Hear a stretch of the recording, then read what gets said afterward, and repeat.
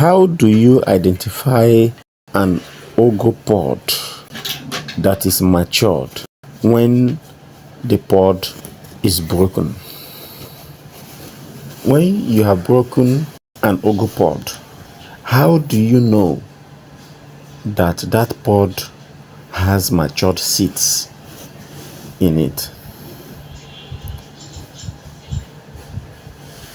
It is not by color, because some ugu pods, the areas surrounding the ugu seeds sometimes may be orange in color. Sometimes it will just be plain, as if it is white or off-white color. So it is not by color. Like this ugu seed I am removing here now is well matured.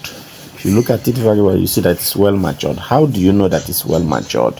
One, it's going to be very, very juicy. You can see this is juicy. Look at my hand, it's juicy. And that is why it is very easy for the seeds to separate from the areola. When I hold the seed and rub my fingers on the seed, the areola separates quickly from the seeds. That is how you know that this ugu seed is matured.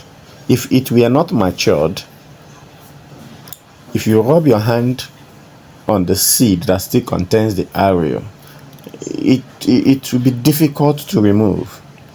The areolas will still be sticking on the body of the seed. But in this case, the areola disengages very quickly from the seed as soon as you rub your fingers on the seed. So that is one of the ways to know that the ugu seed within the ugu pod is matured. Now, why remove the areolas? Why remove the areolas? It is very, very important to remove the areolas from an ugu seed. You don't plant an ugu seed when the areolas are on the seed. You must have to remove the areolas from the seeds and air dry it for a while before you can be able to plant it. Otherwise, if you leave the areolas on the body of the ugu seed, it will cause a lot of problems for you.